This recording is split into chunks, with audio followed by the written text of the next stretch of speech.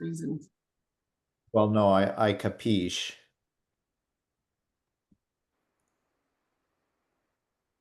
Oh, I'm gonna take the screen first from you there, though, by the way. To You kick do off. whatever you want. Right. Hello, everybody. Wow. When you guys add all your fireflies, there's a lot of admitting going on. Yeah. A lot of doorbells ringing. Woo! Yeah, no kidding. Ah. All right. Joe, if you can keep letting people in, I'm going to try to find my screen here. Thanks. Will do. Hi, everybody.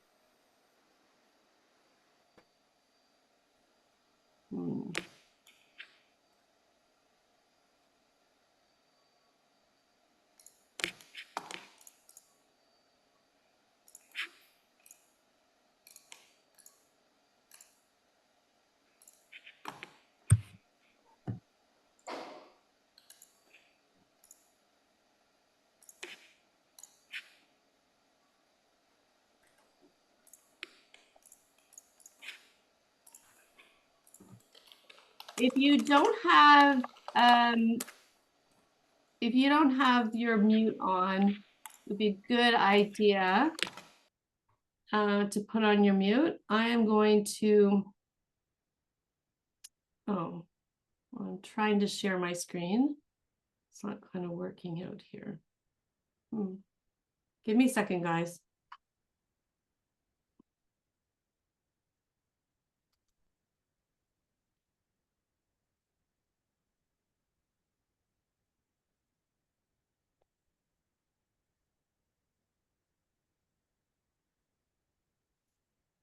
Maybe I spoke too soon, Brian. I'm having some technical issues with my device today, so just hang in there. No problem. I think this will work. Okay. Yep. We got something. I see you.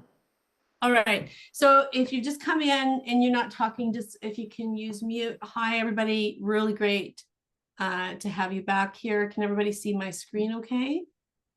I'm just going to set up the call, and then we're all here to see Brian today, so I'm not going to take too much time. Just a little bit of housework. Again, these are the people that are funding the program. So when you meet them on the 25th, ask them what they do. And why are we doing this? Just to set it up, this is our third CANLABS, and we've requested Brian, our expert in valuations, to come and talk to us, because sometimes we see great companies just not get their deal done because there's something a little bit off about their valuations, or maybe further to that, they just don't seem comfortable in talking about their methodology or why they've set certain valuations. And this is really good background to have when you're negotiating with your lead as well. I have, I will say that I have advised founders sometimes to negotiate with their lead when they're not happy with the negotiation. So if you have this background, it puts you in a better position to have those conversations. Because yes, the lead is likely to be instrumental to setting the terms and the valuation, and you as a CEO or the founder also are part of that conversation, and it can be a negotiation. So this is just some background. So on the agenda, we're going to jump right in with Brian. He's got a lot of time. You can give him some feedback as to how much of him that you want to get today, and then we're going to just go back to the program at the end, and we'll check in about your assignments if you have any questions and what's going to happen on the 25th. One thing, so you're going to lead with this confidence in validating your valuation, and we're going to touch on deal terms a little bit. We can also speak about that on the 25th. We got a venture CFO going to be speaking. And then this is one thing I'd like you to actually take action and work on right now, If you haven't yet signed up to your Tough Topics Tiny Tables, just take a screenshot there, go in. All you got to do is pick your 4 favorite subjects, and this will allow us, the faster you get that done, the sooner we can get on to matching. Thank you so much. You've all done a really great job on your investment readiness submissions, and this really helps us understand where you're at and what kind of support we can provide you on the 25th. Anybody not got this link yet to Tough Topics Tiny Tables? Okay, put your hand up if you have finished your Tough Topics Tiny Tables. I can wait. Okay. Just grab the screenshot and let's get that done. Thanks, guys. Okay, so I'm going to introduce you to Brian. And or maybe Brian wants to introduce himself. How would you like to do that, Brian? Oh, I'm chill. I mean, angel investor, 7, 8 years now. I love this. Background is in health tech, so I think it's fair to say I have a bit of a bias in that space, but that doesn't mean I don't invest in other things. I love the whole process from meeting founders to hearing your pitches, evaluating your pitches, doing due diligence, deep dives. I love the whole process. And, I'm always learning, as you'll hear about. So it's just something I'm passionate about. And I give you all full props for taking on the entrepreneurial journey. It's never an easy one. But I admire you for having the fire, the drive, the expertise to bring your companies to fruition. So Awesome. that's me. Awesome. And I think you have a question. We're not going to go around the whole table. The first we'll take the first three or four answers, so you can answer by putting up your hand. And Brian, you had a nice framing of the question to get us going. Yeah, and Suzanne, if you can moderate the questions, that would be great. Absolutely. Yeah, so I thought a fun framing would be to have a couple of people sort of shout out in order and coherently. What are your biggest worries when it comes to the valuation process? So you can just put your hand up, use Zoom to put your hand up, and we'll go in order. And I need to share my screen while we're doing this, if somebody can let me. Yeah, I Here will. we go. We're good now. We're good. Okay, Evan. Hi, Brian. Can you guys hear Hey, me okay? I sure can. Perfect. So what I was wondering, and I got some feedback on this, is that we should aim for a certain amount of dilution for our rounds so that we have enough equity left on the board for future rounds. And so given that we have, we're aiming to raise 350, we may increase that to 5 or 600. We have a valuation range. How tight should that range be when you're presenting it to investors so that it looks like there's some thought into it, without it just being like, we're worth anywhere from 2 to 20 million? Yeah, I mean, I think that's a good question. I'm going to talk about dilution and also divergence during the talk. Um, I don't know that I can fix and say, well, geez, your range is off the mark. It's more A, that you've thought about it and you can coherently justify why you're saying what you're saying.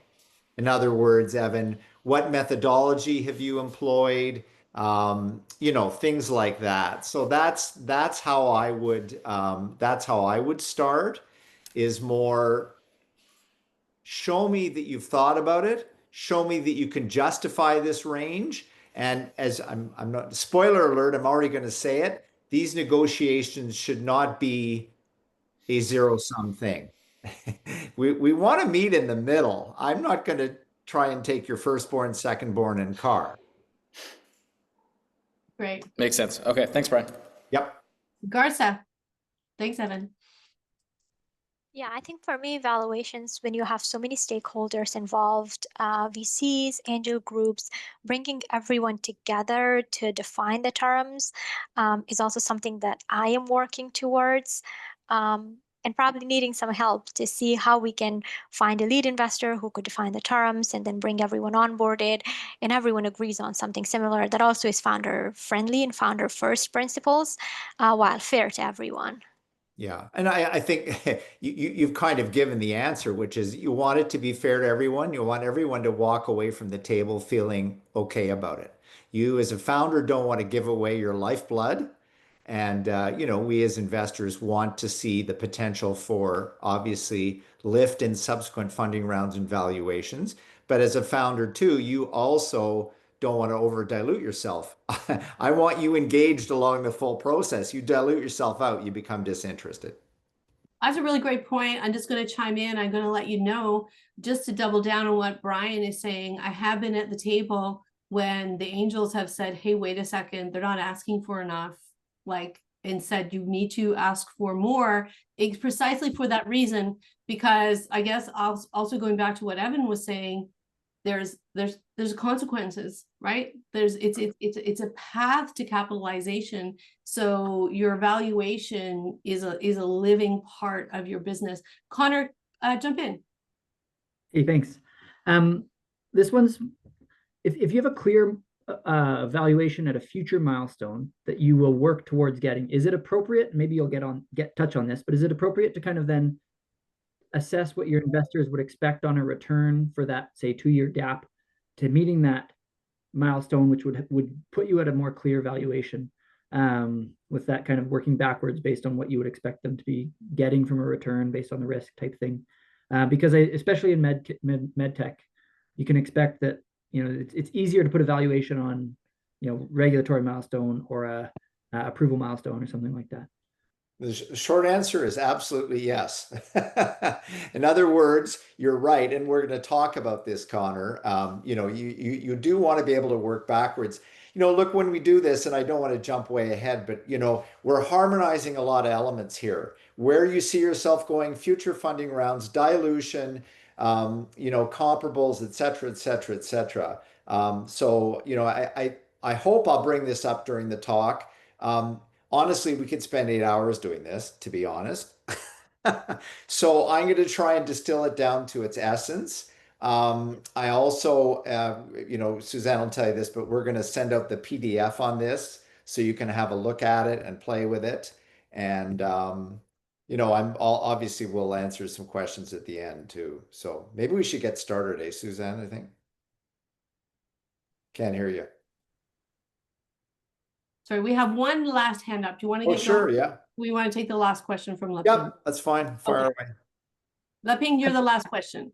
Oh, hi there. Hey. Thank you for taking my turn.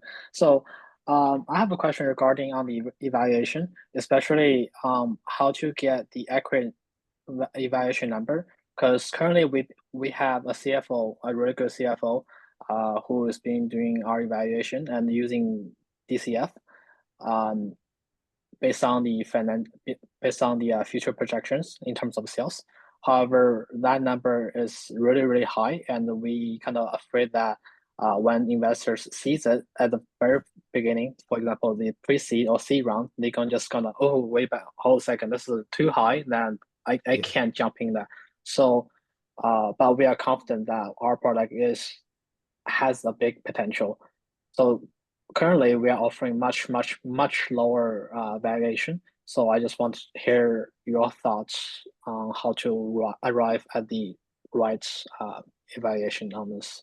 Well, that's a nice segue into what I'm about to say for the next 60 minutes. So, Okay. I mean, the only observation I would make, Leping, is it's interesting that at this stage you're using a DCF model, because that really, as you're about to hear, I mean, a DCF model is based on a fairly predictable revenue stream. And when you're doing DCF, you're extrapolating out 4 or 5 years out based on, a reasonable assumption of revenue growth, and then extrapolating back using interest rates to 0 point, i.e. now. So early stage to do that, I mean, we can talk about it, but I'll say that's interesting for the time being and leave it at that. So let's get started. Again, I just want to welcome everybody. I'll do my absolute bestest, as we say, to make this interesting for you. And we're really, at the end of the day, the Capital Angel Network is all about trying to have as many of you succeed as possible. And we try and do this through providing, tons of information. And what I'm going to do with this talk is I guess the best way to put this is try and help create a framework for you to assist in the valuation of an early stage venture.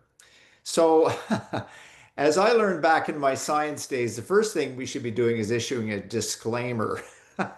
So, like everyone else, I have made a ton of mistakes. I continue to do so, and I, very honestly still have a lot to learn about this whole process. What I'm sharing with you is really born from the pain of experience, and I've done a fair bit of research into the topic as well. So, I think rather than calling me an expert, let's just say that I'm curious about the whole process. Okay, so this is sort of the structure I'm going to follow. I will respect your time. As I said, this is a big topic, but I want to cover as much as I can to make this worth your time. So I'm going to start by introducing some overarching and recurrent themes. I'll use kind of a fun example from the art world. I'm going to then sort of follow this up with some general considerations from both your perspective as founders and my perspective or our perspective as investors. I have done quite a bit of research on the sort of the state of angel valuations in North America. And then, of course, we'll dive into the various methodologies we can use to try, and I'm going to emphasize the word try, to calculate a company's value. We'll think a little bit about where we are macroeconomically, because obviously that influences to a certain extent how much disposable capital there is.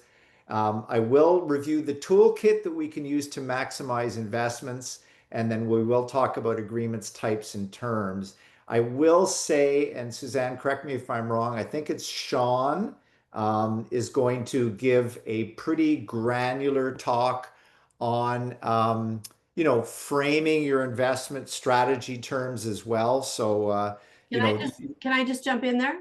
yeah, please do. Yeah, so Sean from Denton's is going to come, and he is driving a tough topic tiny table. So it's called Deal Docs. So he's going to be talking about papering that deal. And we also have Carl that's going to be coming, and he's talking more generally about all those CFO things that you need to think about. But both of them are available for Tough Topics Tiny Tables and for one-on-one sessions if you want to chat with them. So the point is that whatever it is that is your pressing, burning need, there's somebody in the room to help you with it on the 25th. Thanks, Brian. Yeah, no, and kudos to you, Suzanne and Joseph, for putting this all together. It's a massive chore and well done.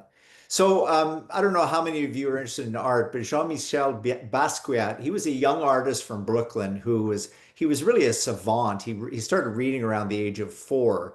And in the early 20s, people were starting to pay attention to his artwork. I'm not quite sure why, but this piece was produced when he was 22.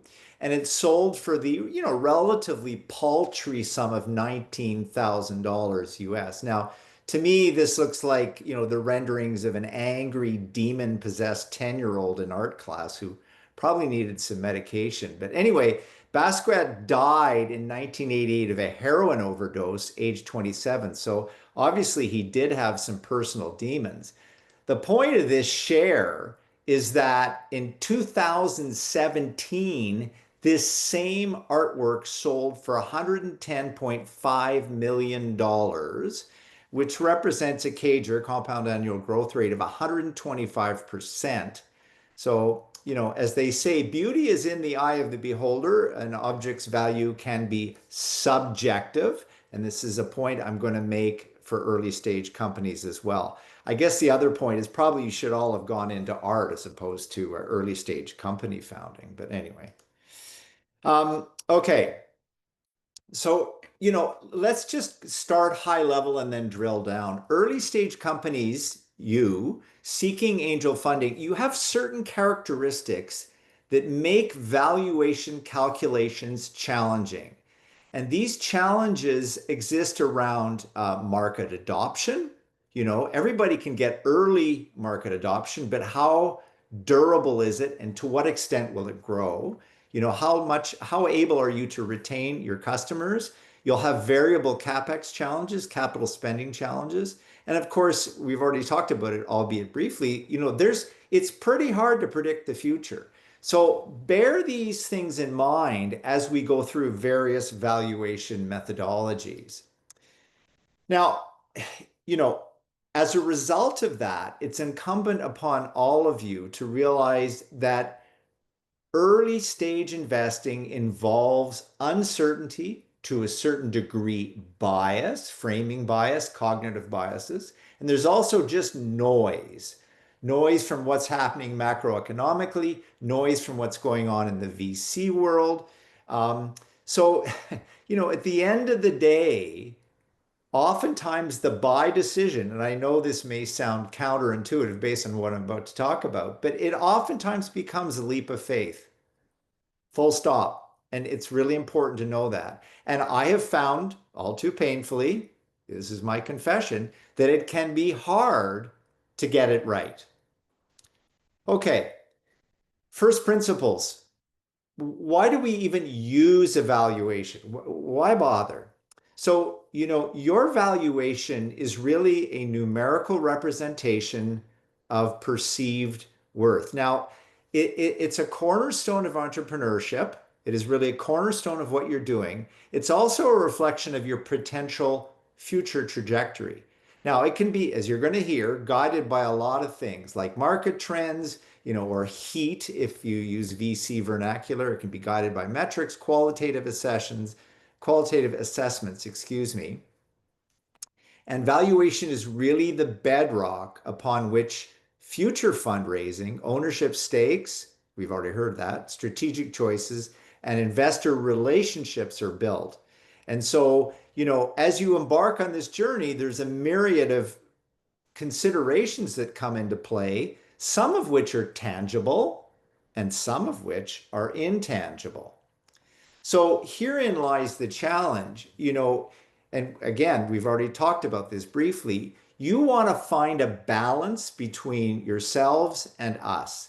And entrepreneurs, and also we investors, must understand the critical aspects of valuation for your type of venture. If we get aligned expectations, this will understand and foster positive future relationships, which are productive. End of the day, ultimately, we seek evaluation for the purpose of allocating the future value between yourselves and us. So just want to set the high level picture for us. Now, again, you have a certain perspective on why your company may be worth X. And your perspectives are entirely legitimate. Now, I've depicted some of them in this slide, as you can see. Most importantly, you all have brilliant ideas. You obviously are putting a heck of a lot of time, effort, perspiration into the process. I'm sure you're all fiscally disciplined. As Connor already indicated, you're thinking about your runway down the line, and you're also trying to balance how much dilution you want versus funds for the next round. So these are all the things going through your heads when you want to think about it. In contrast, there's us. This looks strangely like Kevin O'Leary, otherwise known as Mr. Wonderful. I don't think it is a caricature of him, but anyway, on the other side, we angels have our own goals in fixing valuation. Now, we don't always take the lead at the Capital Angel Network. Sometimes we do. Oftentimes we're going to ask you, well, do you have a lead? And in that case, maybe the valuation's already been set. And if that's the case, then it sometimes boils down to the fact of whether or not we're comfortable with the numbers that the lead is set. And on the other hand, as I think we've heard already, there can be a mutual willingness to engage in negotiations around valuation. And these negotiations need not be tense and stressful. They can be very amicable when one is cognizant of all the different issues in play. But, what goes through our minds? Well, we want to make money. That's why we're doing it. One reason why we're doing it, I should say correctly. We obviously want to try and get a reasonable stake in your company. when we set a valuation, that valuation, should put some degree of pressure on you to deliver returns. And guess what? As we often find as angels, we have to think about, are we going to be asked to put another check in 2 years, 3 years, bridge rounds? All these things happen, and we have to think about that going forward. Now, I hate busy slides, so just ignore this. This will be in the PDF.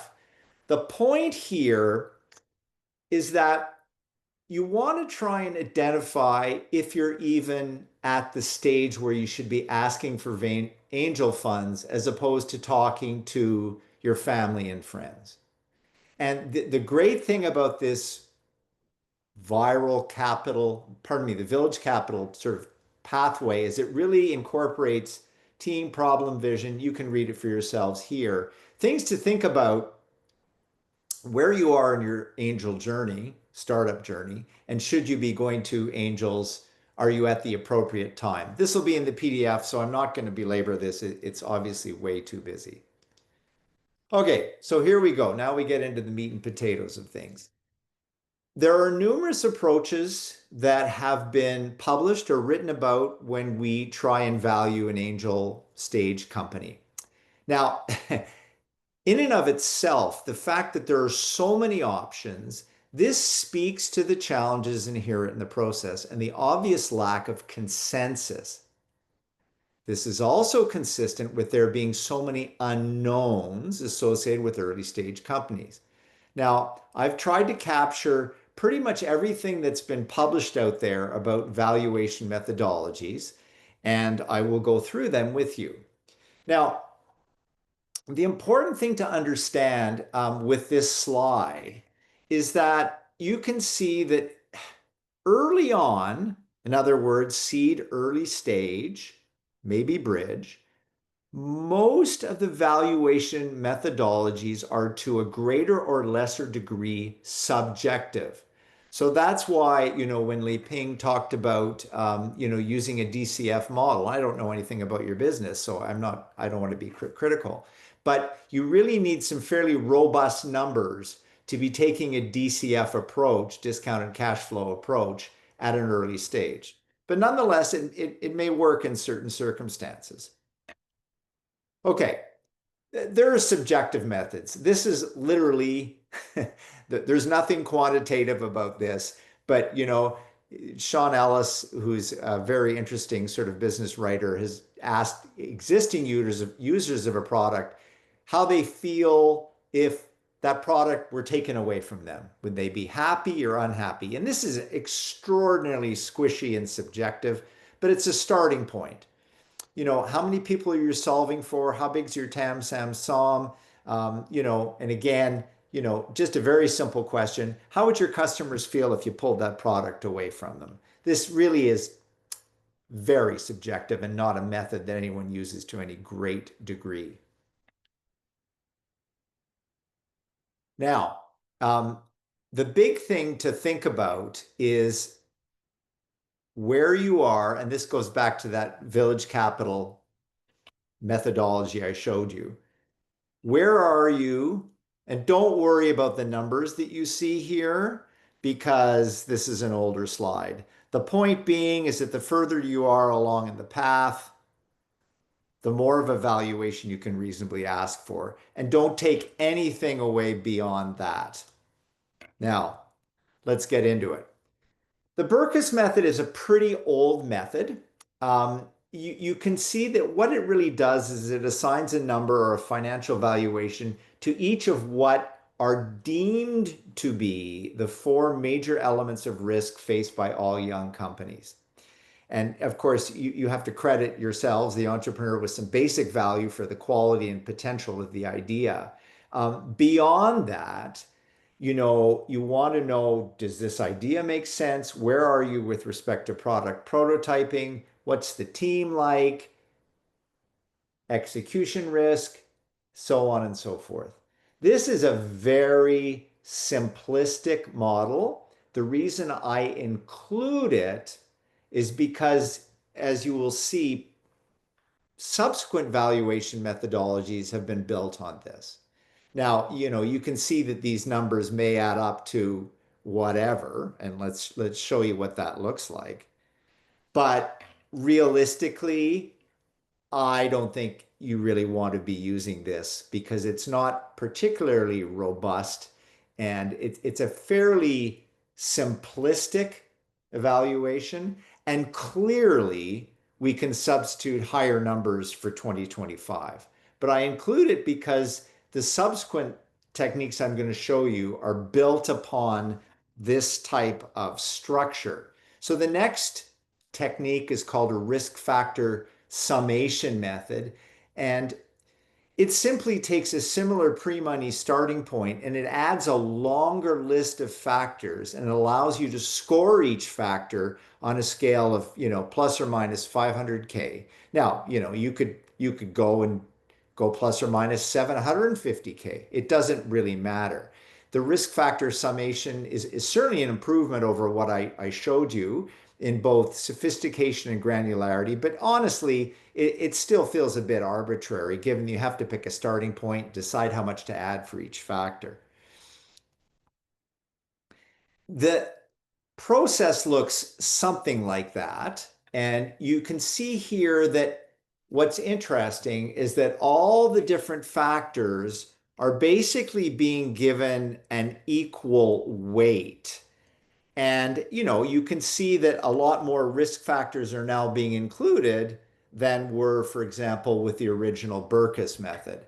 But we can take this a step further and do something called the scorecard valuation method. And this was developed by an investor named Bill Payne, who set out to improve things even more. And he called it the scorecard for, I think, fairly obvious reasons. And what he basically asked was, what if we looked at more factors and we give each one a relative weighting to reflect its importance and a rating to score how well the company does on that particular factor? The scorecard valuation method is one that I think a lot of us angels actually look at. In this method, your startup to a certain extent is compared with other similar funded startups. And you can see that this model compares companies on the basis of several factors like team, stage, market, region.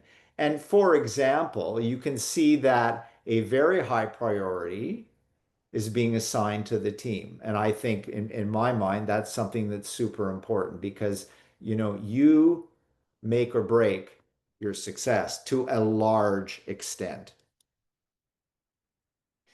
So let's look at this in a little more detail. So ABC company.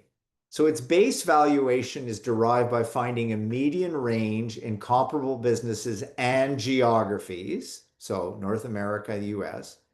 To determine the pre-money valuation of pre-revenue businesses, the next step involves comparing the target company using the scorecard valuation method to these comparable deals. So let's assume, for example, that ABC has a very large market opportunity.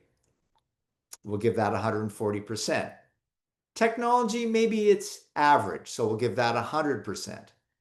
When we take a look at, the strength of the market competition, maybe their moat's not so good. And in that case, we would give them an 80%, so slightly below par.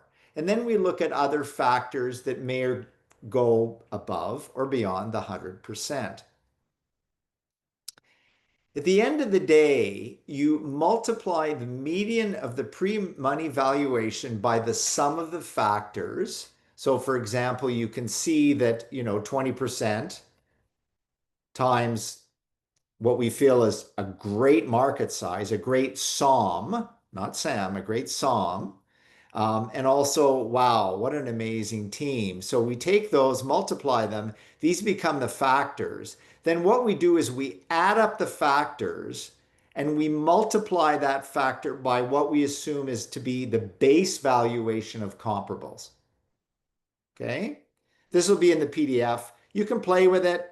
Again, it's obviously subjective, but it is a certainly more rigorous methodology compared to some of the earlier things that I've shown you. Now, things get interesting from here.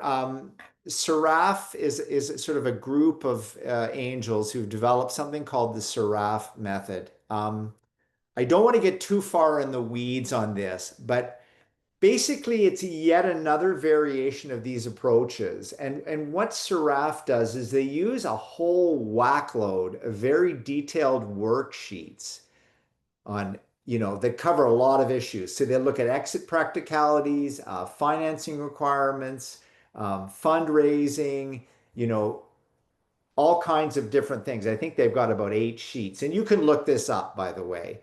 The nuance with the Seraph method, and this is what makes it look intriguing, is that it looks at the concept of percentage ownership as a way of optimizing valuation. And you'll see how this plays out in a second. So here's an example of one of the worksheets. And what you're doing with the worksheet in this one, this worksheet 1 is all about exit realities. What you're doing is trying to ballpark the kind of exit that might be possible, and then you use that to create the first set of adjustments to the starting valuation. And this is, as I said, but one of many tables that Seraph uses. And as you can see, there's a downward adjustment on the percentage ownership required given more favorable circumstances. And then the cumulative increase or decrease is ultimately adjusted on a sliding scale. Now, I'm not going to show you all the worksheets and show you how, we work through it. It's too much for this. But I just want to introduce you to the technique. So basically, here's an example where we look at company X and we decide that the required percentage ownership should be 20%. That's on, by the way, from the perspective of the investor. So you can see here where you want to put the round. And again, these are old numbers. Don't fuss about the numbers. But the point being is that by increasing the pre-money val, you've got to watch, as you can see, to what happens to the percent ownership. So as we talked about briefly in the intro, the adjustments you make to your pre-money and obviously therefore your post-money can affect the extent to which certain parties, you and us, own shares in the company or own a percentage of the company is probably a better way of putting it. Now, there can also be scenarios. For example, if I found a company that raised a few more concerns, the worksheets might total out to an increased percentage in the amount that I want to own with a resulting decrease in the valuation that investors are willing to pay. And you can see that depicted here in this slide. So we're lowering the valuation because we have some concerns. Maybe your market isn't as robust as we thought. Maybe there's some concerns about the team that are more subjective. We factor those things in, pre-money goes down, but then what are we willing to pay based on percentage ownership? And again, I don't want to get bogged down into the weeds on this, but these are the kind of things that you need to work through internally when you think about that valuation process. And then again, just by way of being redundant, here's where we get a higher valuation where we see that, everything's clicking, your exit reality is realistic, your financing requirements seem reasonable, and the deal environment is a good one, your timing is good, and so forth. So that's the Seraph method. I actually like that as a method. Now, we're moving higher up the stage here in terms of where you are in the company's growth, product, market fit, customer traction, et cetera, et cetera. You can do something later on called the comparable transactions method. It's also known as the guideline transactions method. Excuse me. It utilizes information on transactions involving assets that are the same or similar to your business. And the process begins by basically you go on PitchBook or wherever and you look for other transactions that have happened, ideally, of course, in recent history and in the same industry. And once you've done that initial screen and the data is transferred onto Excel, and then you can start filtering out the transactions that maybe aren't the best fit for you. And this is where you want an analyst to really scrub the transactions, that really make sure or really ensure, I should say, that the business you're looking at really fits and compares to yours. And then, of course, what you do is you apply the valuation multiples that they got on a recent precedent transaction, and you apply them to your company. Now, again, this is still with pre-revenue companies or early stage revenue companies, but a precedent transaction is something that you could bring into play at an earlier stage for sure. Now we get into VC methodology. This gets a little bit heavy, but I'll talk about it because, you need to know about it. This is what VCs tend to use. And you're further along here because now you're looking for VC money. So you could be into a Series A, a bigger bridge where you've passed a lot of your KPIs, your milestones. The VC methodology, like the DCF, the discounted cash flow methodology, it's all about calculating a future state and then working backwards to the present. Suffice it to say, predicting the future still is hard to do, at least in my books. Okay. But you can see briefly what happens here. We start with post, we work with pre, we work backwards to figure out what kind of an investment we want to see. So here's an example. I'll try and be brief, which is usually hard for me. But anyways, here's an example where let's say a company needs $1 million. We assume it's going to exit in 5 years, maybe an M&A or a buyout year 5. Let's further assume it will have a revenue of 20 million in the 5th year. And if we assume that it will have a net profit of 10% or 2 million, which will yield it a somewhat economically standard PE ratio of 15x. I don't know if I've seen a PE ratio of 15x recently, but basically that means that the company would be worth 30 million on exit. So that's a PE ratio of 15 times 2 million in earnings. If investors want a cash on cash return of 10x their money, and again, dilution has to factor into here, then the value of their stake in the company must be 10 million at exit. So 1 million times 10. And if they need 10 million out of 30 million, that's 1/3. So they need to own 33% of the company. Therefore, if they're putting in 1 million and need to own 1/3, then the pre-money must be set at 2. And this is a whole talk unto itself. Connor, this I think sort of talks a little bit about what you asked me. But I'm giving you this so that you know about it and you can obviously do research about it. It does have some utility when your revenue stream, I'll say, is a little more mature. So we've already talked a little bit about DCF. So basically, you're calculating the value today of projected cash flows and terminal value. So hopefully you can see in this slide, you project out your cash flows for 4 or 5 years. That can be tough to do. You pick a terminal cash flow, and then what you do is you discount it back. So the discount rate reflects the weighted average risk-adjusted return and terminal value based on what we hope is a sustainable growth rate. So in this example, CF is the expected cash flow in year T, year 1, 2, or 3, and R is the risk-adjusted required rate of return for investing in that asset, and then T is the life cycle of the asset. You exit in 5 or 10 years. Now, as I said earlier, startups rarely have sufficient financials to make this estimation work because this analysis relies on predictable cash flows and some sense of earnings history.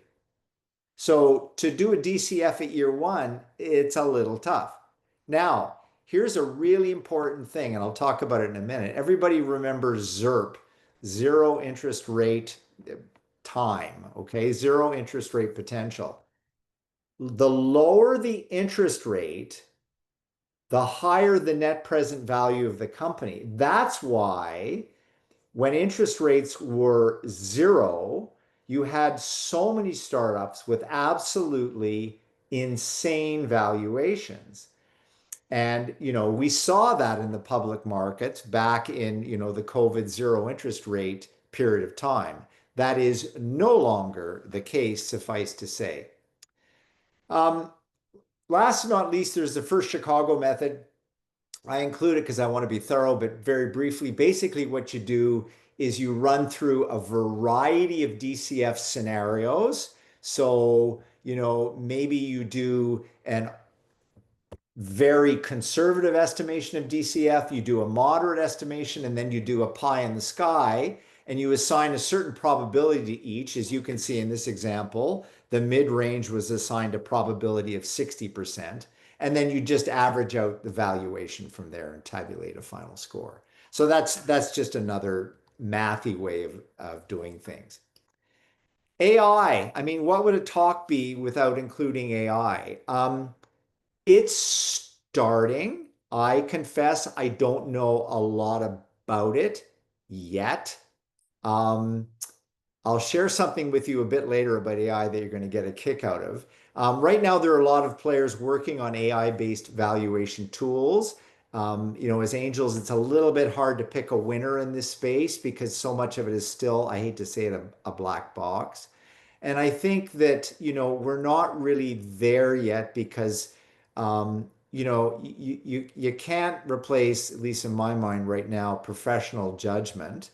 And, you know, ultimately, you need to have valuations, certainly at later stage, that are really more compliant with conventional and acceptable tools.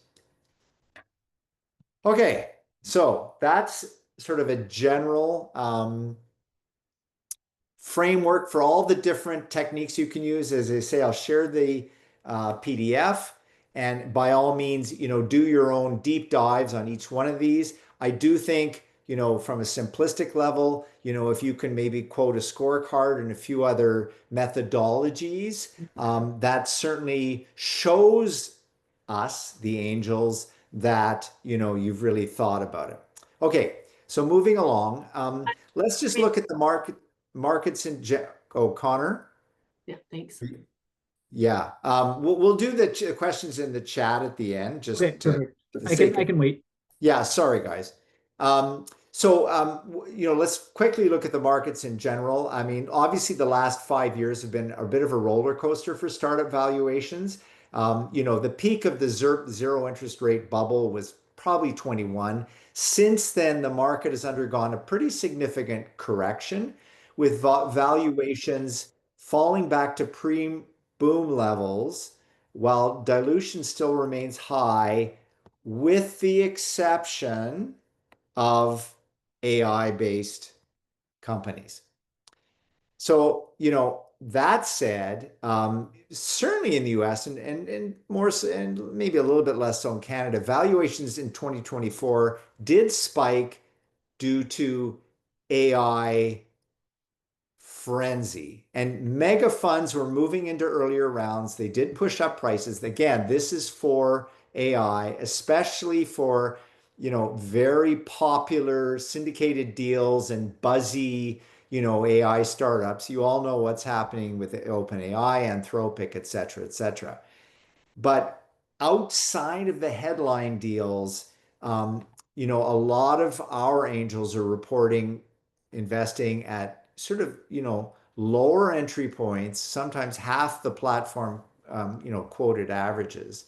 And we'll talk about this again down the line, but, investors are saying that at the end of the day, initial product market fit, founder strength, market size, a provable and realistic SOM, team experience, those are your crucial valuation drivers, even though sometimes market heat will overshadow fundamentals in the race for the deal.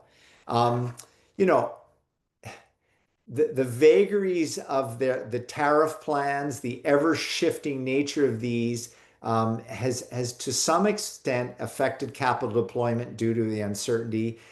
This is certainly notable in the hardware space, manufacturing and retail due to sourcing risks. Where are you getting your product from? Is there going to be a tariff, for smaller consumer-based things? The elimination of the de minimis credit, where anything below 800 just flowed across the border. That's not happening now. So those kinds of spaces have been hit particularly. In Canada, the deal count fell about 50% year over year. And US investors, this is interesting, accounted for about 54% of funding, contrasted with about 31% in 31% of Canadians, excuse me, in the first half of 2025.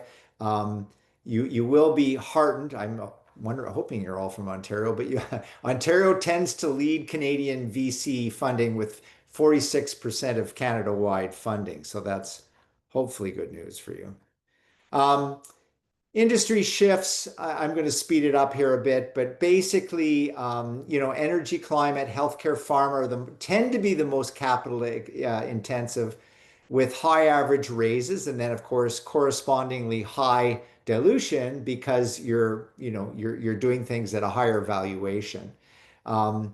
And obviously, this reflects investor willingness to fund long-term innovation in exchange for greater ownership. Finance is leading in pre-money valuation at around 9.1, and there's generally moderate dilution in that sector. This will be in the handout, so I'm going to boogie on with this. Founders, you guys, this is a big thing. Now, the slide shows that repeat founders, repeat entrepreneurs tend to get a little bit more funding at a little bit higher level. However, do not be discouraged. This is a great book. I would recommend it to you all. It's called Super Founders. And very briefly, what he does is he debunks a lot of the myths that we as angels have about whom to fund. And so the idea is that every founder has to come from MIT, Harvard, or Stanford. Not true. The founder that, a founder who is solo versus a team is a greater risk, and on and on and on. I won't go into the details here, but I do suggest you read it, mainly so you can pump up yourselves to us and debunk any myths we may have about the type of founders that we may want to fund. Okay, so let's get specific. Generally, angel investments are landing within this target zone. I'm going to submit to you that this is a general valuation range that we've experienced at CAN over the past few years.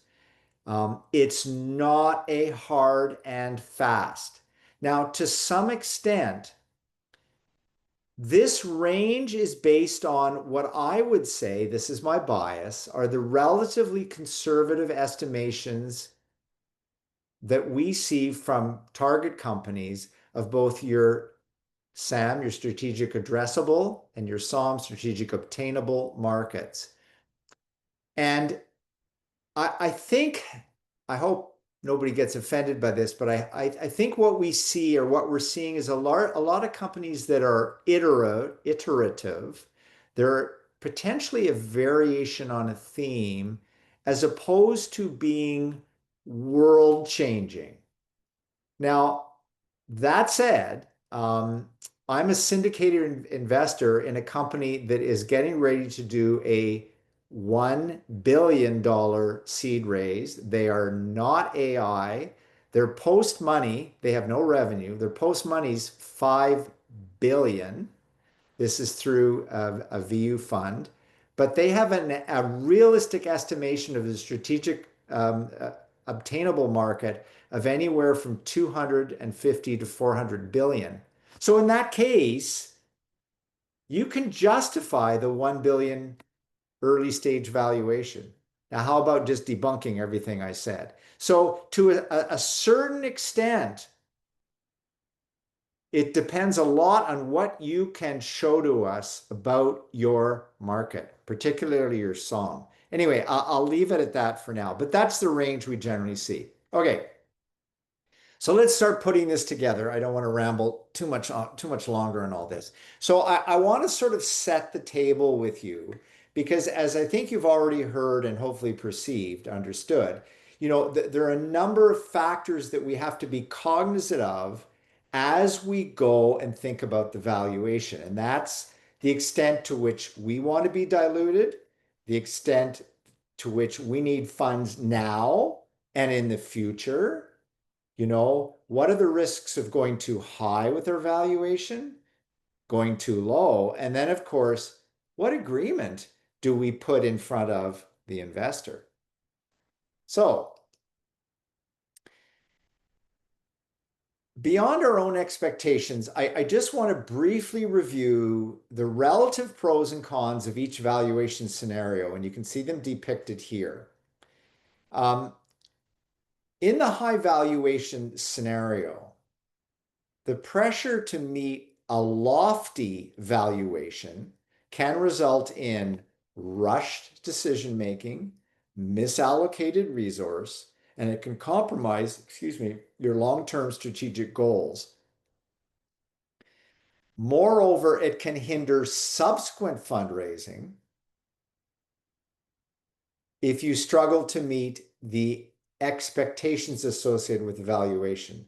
Likewise, you want to avoid the risk of a down round where obviously, a VC comes in and chops your price expectations down. And, obviously we see the same thing in the real estate market. Somebody lists their house and all of a sudden, we go on and we see that the price has dropped. Well, what do? We sit there and we wait because it's a signal that the pricing was mispriced. Now, conversely, a low valuation may attract more investment because we investors go, oh, well, I'm going in at 4, but I'm going to get a lift. You have to be careful, though, that it doesn't overly dilute you. We angels want to be aligned with you. So don't sell out the family farm just so you think you can please us. And of course, if it's so low, you may be sending a negative signal to us about your company. Okay? So factors to consider about going too high, too low, very crucial. Okay. The cap table. This gets overlooked way, way too often, and it is very poorly understood, and I don't have the time to go through it with you now. All I'm going to say is you need to pay attention to your cap table, because I would compare this to looking under the hood of a used car or a new car for that matter. And the cap table is an actual table that takes all the shareholders in the business, depicts who owns what, how much each one owns, and what is the value assigned to the stock or the percentage of the company they do own. And in this example, you can see all the key elements of the table, the post-money valuation, price per share, shareholders, et cetera, et cetera. And remember that the percentage of the company you own will have an impact on the final multiple that your investment receives. Now, we talked about it, but I want you to understand the process of dilution, and investors, us, have to think about something we call divergence. And, this is sort of a poorly understood concept, I guess I should say. Because this is the difference between the growth rate of the company, your company's valuation, and the valuations of the shares investors receive due to subsequent dilution. So, very simply put, I get in early, your company goes up 10x, but guess what? Because of dilution, my shares maybe only go up 4x. So in this example that I've shown you here, the increased valuation of 15x in the value of your company,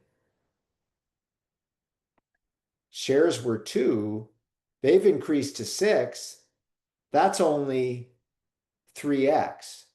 So 15 times divided by the share price increase of 3x results in, it's just a term we use, it's called a divergence of 5x.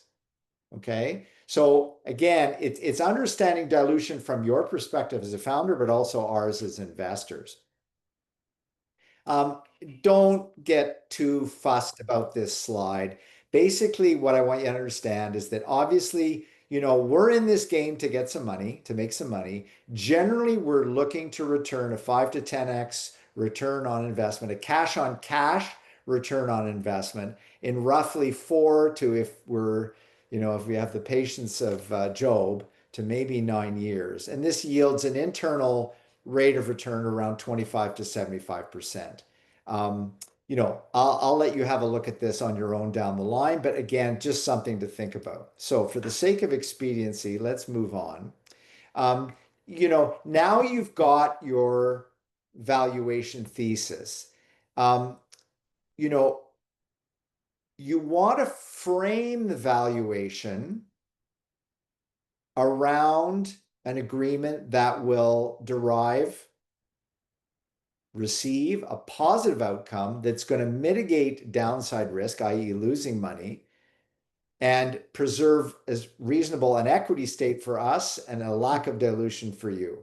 And again, I cannot do justice to everything involved here, but as I said at the onset, this negotiation between you and us should not be a zero-sum process. And I believe really strongly that, we investors, you founders, should really try and find middle ground that respects all counterparties. That way, everyone's walking away feeling like they've done well. So again, for the sake of time, I'll just go through a couple of the key items. Things like price protection, anti-dilution, liquidation rights, board seat. I can't go through this. This is like 2 hours. But if you want to learn more about it, definitely Sean is very good in helping you in this regard. Okay, all along we've used the term valuation.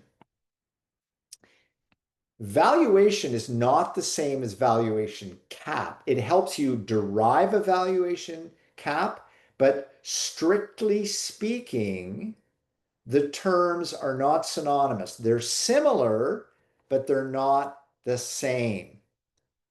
So typically we reserve a valuation for equity investments. That's where we're getting a precise dollar amount representing the current value of the company. You're basically offering us equity. Don't see this a ton at early stages.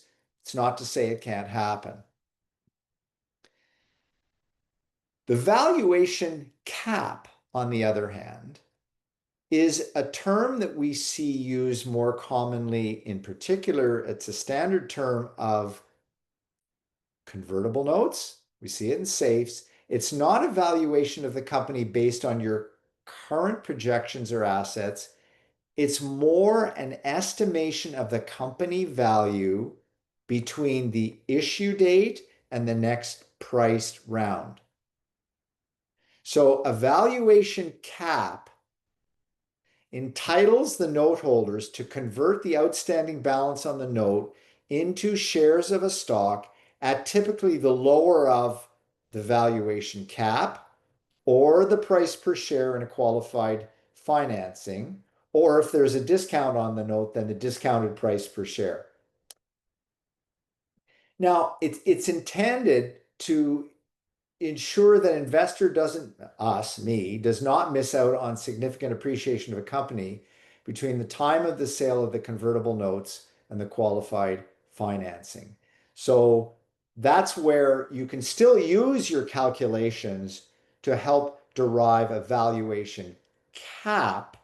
And I think one of the earlier questions is what's the range? Well, we'll talk about this, but generally the conversion discounts we're seeing are anywhere from 15, maybe 10, but more commonly 15 to 20% as a rule. All right, let's briefly talk about the agreement types. I'll talk about three. There's also an agreement called a KISS, which is keep it simple security. It's a little bit of a variant on a safe, but I'm not going to talk about it today because I'm going to start to bore you all to tears. So my intention is just to give you sort of a high level review of these agreement types. And obviously, to some extent, the agreement that we sign will affect the potential multiple. So think of equity as a degree of residual ownership in a firm or an asset after subtracting all the debts associated with that asset. Equity represents the shareholder's stake in the company, the founder's stake in the company, identified on the balance sheet. Again, this is pretty hard to ascertain in the early days. And as I alluded to, generally we don't see a lot of equity raises in the early days. This, on the other hand, we do see. So think of a convertible note almost as a convertible loan. And really what we're doing, instead of buying shares in you, we're giving you money on a loan with some specified interest rate. And you are promising that during the next round of funding, the loan will convert into shares as if money had been put into that second round. Now, there's more legal work involved in a convertible note. That is why safes were developed. As you probably know, that was a Y Combinator sort of invention. For convertibles, we will see maturities, I want to say these days, anytime between 24 and 36 months. We will generally see conversion discounts in the range of 20%. Interest rates, it's a tough call, 6 to 8%. One of the nice things about convertibles, I hate to say this, but it's true, is that if you fail as an investor, we can get credit for the potential the potential owed interest as well as the principal amount put forward. So it's tax advantaged if you fail, but fail's a four-letter word. We're not going to think about that today. All right, the safe. With apologies to Clint Eastwood, whom I believe passed away recently, safes are really an entity unto themselves. As I said, they're a Y Combinator idea. Now, there's good, there's bad, there's ugly with safes. Safes typically have no maturity date, so they will sit on a company's books conceivably forever, without any mechanism requiring you, the company, to do anything about them. If there is not a qualified financing or a sale event, the last vestige for me as a safe investor is a company wind up or liquidation, where maybe we get original investment back, or that would only happen if the company has enough assets to liquidate, and those assets are not eaten up by secured or even unsecured creditors. I'll be honest with you, as I always try and be. Safe investors do not have any of the rights that shareholders would have, or any really strong claim for breach of contract if you did something that was egregious and very damaging to the company, or something happened that blew the company up. It's kind of it's a promise. And as I say to people, it exists in the never land between debt and equity. It's not really on that hierarchical structure at all. So, I mean, have I signed safes? Yes. Do I like to sign them? Yeah, not so much. A lot of my colleagues do, so don't, be discouraged if you're thinking about doing a safe. I understand why they're done, but I just think you need to be crystal clear on the issues associated with them. And I will tell you very honestly, I've been privy to an investment I made 8 years ago. It was a safe. And subsequent to that, there have been another, I confess to say, 5 funding rounds subsequently with different valuation caps, but all on safes. Guess what? That cap table is an absolute horrendoma. It is a mess.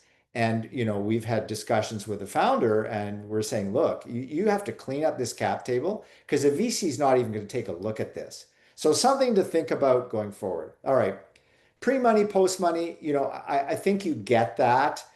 Pre-money's before you add your funding, you get a post-money. That's pretty straightforward. I've talked about the conversion discount already. Just to talk about it, because we're taking additional risk by backing you early, we get a discounted share price.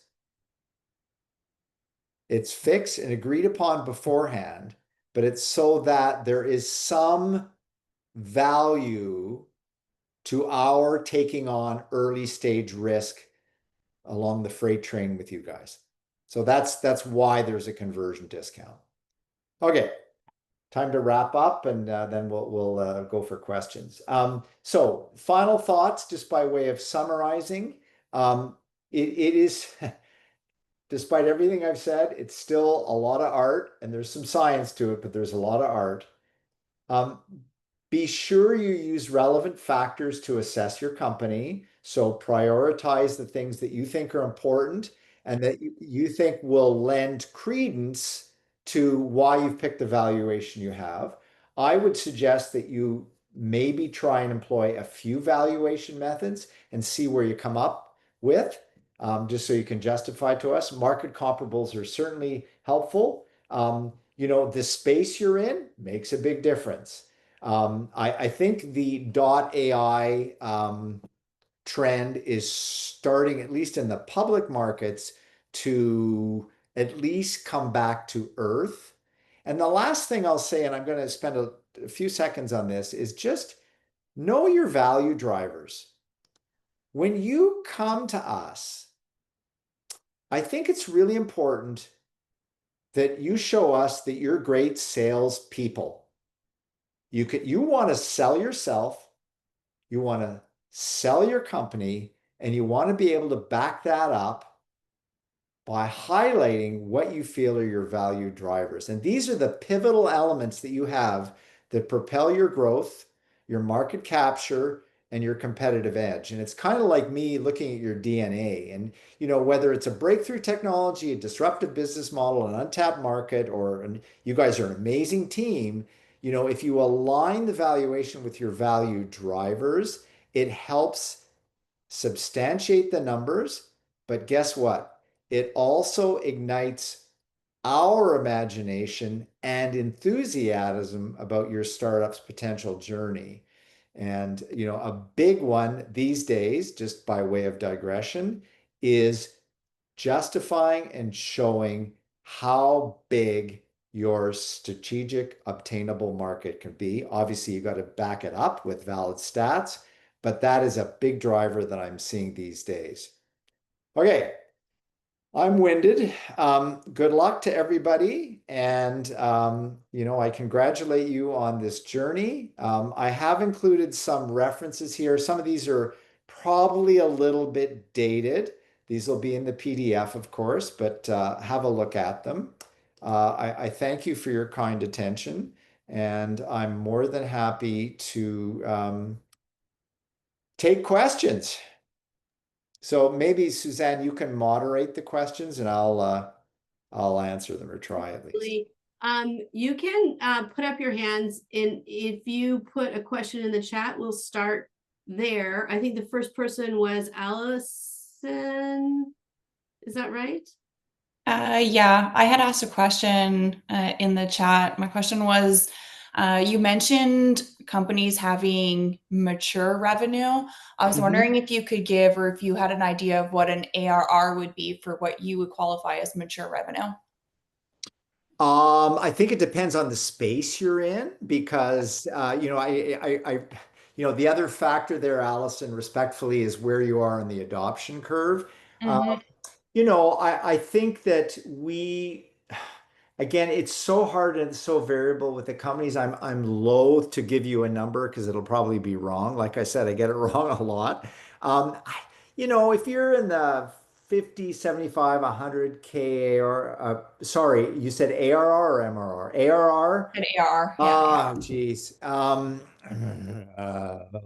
You can picking give it an I'm MRR though, picking if a that's number, 500, 750, but it depends on your NDR, your net dollar retention rate. It depends on how sticky your customers are, what's your churn. Like there's just a lot of variables that go into that beyond like an absolute number. Okay. Sorry, I Thanks. don't mean to avoid it, but there's a lot of factors. No, fair enough. Fair enough. Connor, you had a question in the chat. Yeah, I guess it's just extending my earlier question, but around some hybrid between like a comparable transactions method and then applying that VC mindset so that you kind of know in maybe a shorter term, not 5-year VC mindset, but like, 2 or 3 years from now, Yep. we're hitting this milestone. We know comparable deals of this value here. Yeah. Can we work backwards to Yes, that? you can. You can, Connor. And I think, as I indicated when we talked about comparable transactions and also, the scorecard method, just make sure that you've honed it down to a very comparable space. Right? Now, I know what you do, so that's great, but I'm saying you just got to really drill it down so it's a very similar space. Okay, thank you. You're welcome. Hassam. Hi, Brian. Hey. Thank you for the session. I'm just Sure. curious to ask about, so in early discussions with investors, especially when you're looking for a lead investor, sometimes we get the feedback that we should, rather than ask for a large amount right away, that we should split it up into maybe 2 rounds or 3 rounds of smaller amounts. How do you avoid being over diluted in this case? Because we know that we need a certain amount to get to a certain place, but if we start asking for less amounts, which is totally fine, but I'm just worried about that we might get over diluted that way.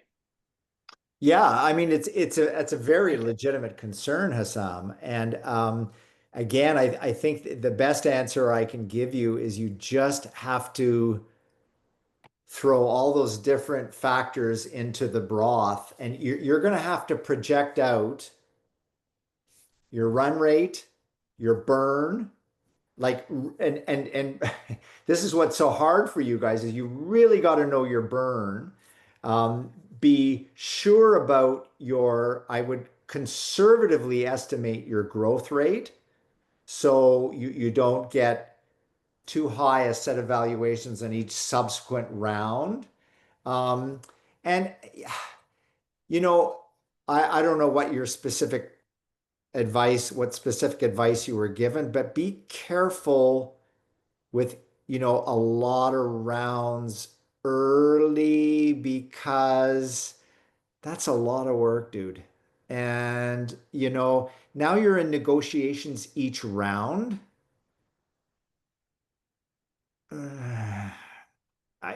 Be careful is my advice. I don't know if I've answered your question, but I think you really got to think about a lot of those factors when you go into that. And kind of as Connor alluded to, really start at the end point of those, whatever it is. What are you doing? 2 rounds, 3 rounds? Really start at the end point and work back. Know what you need and be very clear on, and this is where you need an accountant and a good mathy person.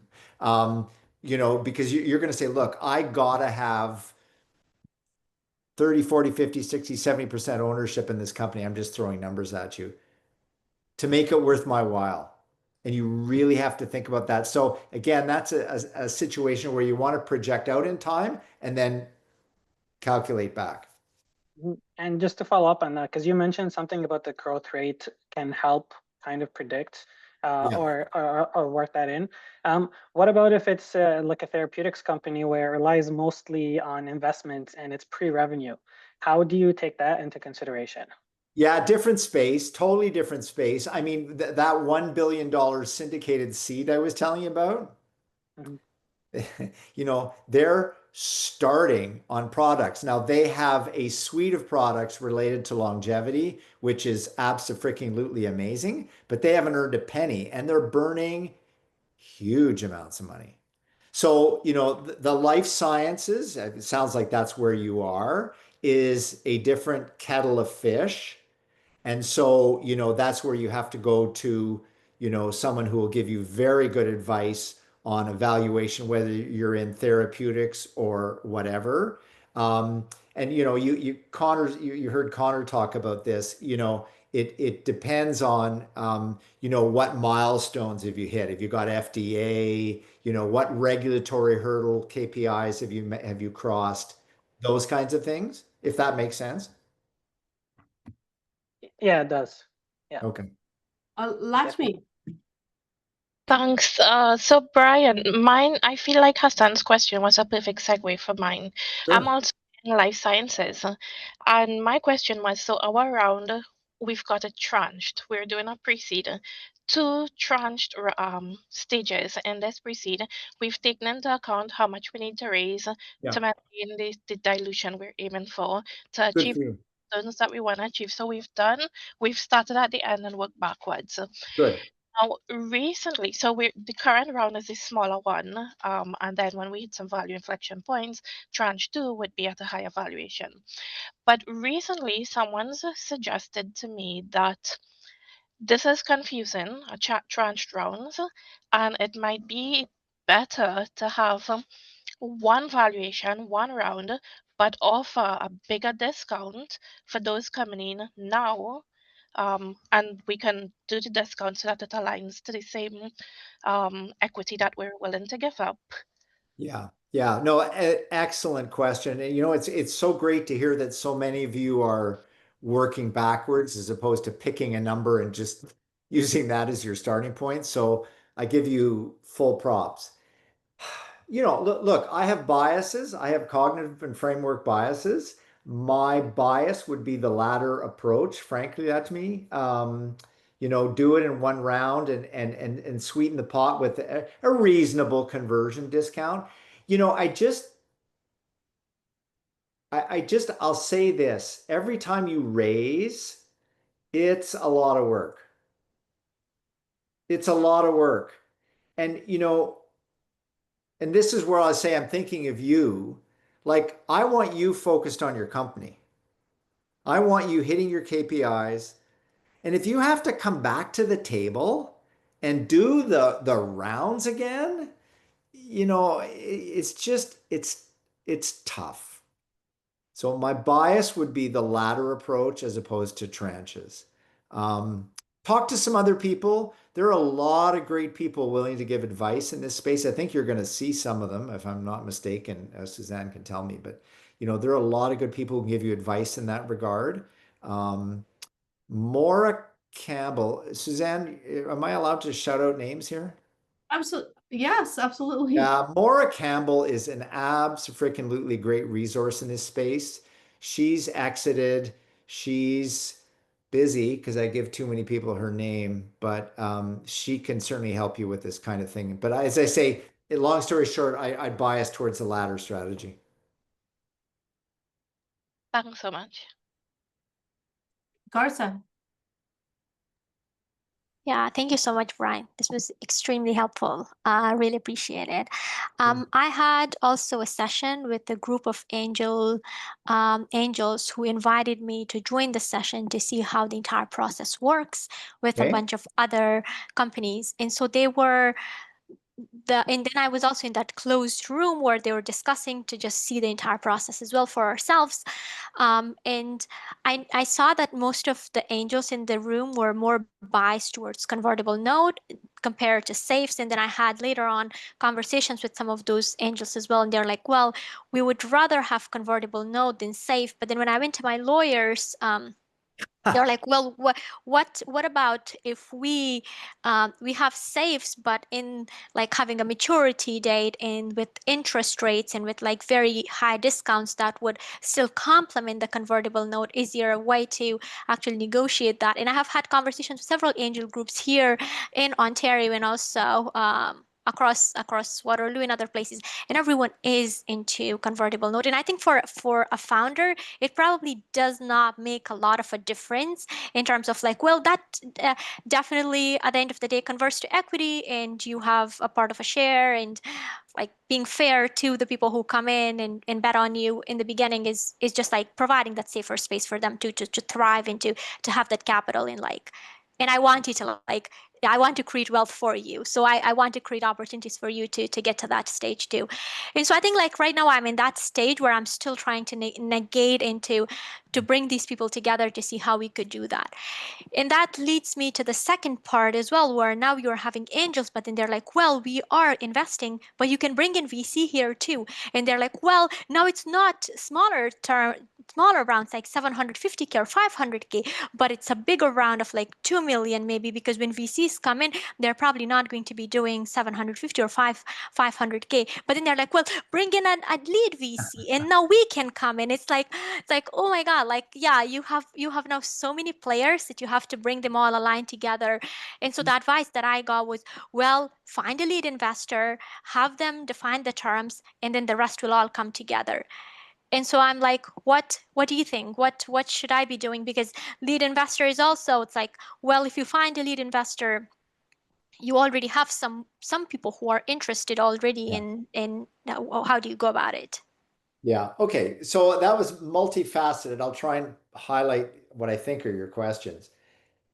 You know, so the lawyer, the safe, it's just like throwing Jello against a wall. That's why I gave you guys that example, because sometimes you need more money than you think, and you got to go back to the well. And diluting safes is just painful. I'm on the board of a company where we've did convertible notes from the get-go. Sometimes with a convertible note, if you have to do a subsequent unexpected round, you can just kick off or kick back the maturity date. So you can go to the investors and say, look, product market fit's taking a little bit longer than we think. We're still on track, but it's a bit slower. Do you mind if we defer on that maturity date? We've done that, and it's not a big deal. And most good investors, as long as you show growth, Garza, will be amenable to that. So the bias, like I said, is for a convertible note. Now, you said something which I'm going to pick up on, which is VCs always come in at a much higher number. That's not so true anymore. I can tell you that I'm an LP in a fund that is very happy going in on pre-seed stuff, like early stage, earlier than you think they'd go in. And they'll write a check for 250, 500, something like that. There'll be a lead. So there are those companies out there. It's not just that you have to go to A16Z and they want to write you a check for 5 million and nothing less. Do you know what I mean? Does that make sense to you? So again, it sounds like the advice you were getting was to go towards a convertible from the majority of angels. Did I hear you correctly? Yeah, pretty much like Yeah. that. I think I talked to 3 angel groups in there, like, yeah, convertible Yeah. note is where Yeah. we're And, headed. and as I said, I mean, I can tell you from Can anecdotally, because I try and attend most meetings. Do we go with safes? We do. But I want to say the majority are the tendency amongst angel groups is convertibles from what I've found in speaking to other groups. And did that answer your question? I don't know about the I, VC part. Like, Yeah. Yes, it did answer the question. And I think one part of the question was also around there are some VCs who are like, well, we're happy to step in and like invest 150K to up to 300K, Yeah. but Yeah. then you have these angel groups too. And then when I look at my round, I'm like, well, maybe I have to do probably, let's say, 2 million raise so that it gives me a runway of 24 to 18 months or something like that, instead of just doing 750K to a mil right now. Because if you have VCs, why not have that longer runway for myself? And then that would get us to more like profitability and revenue generation within the fintech space. But then I had a conversation. It's at SaaS North with some VCs, and they were like, "Ooh, why are you going to 2 million? Like 750K is a good thing." And so right now I'm like getting advice from so many people as to like Yeah, how careful much, with that. yeah. And I'm like, I think I probably am opening up to myself to too much Yeah, advice at yeah, this yeah, point in yeah, time, and yeah, maybe just yeah. yeah.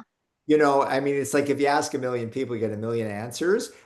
Respectfully to that VC, that's garbage. If you've got, you know, if a $2 million round is going to make it work for you, do it. Period.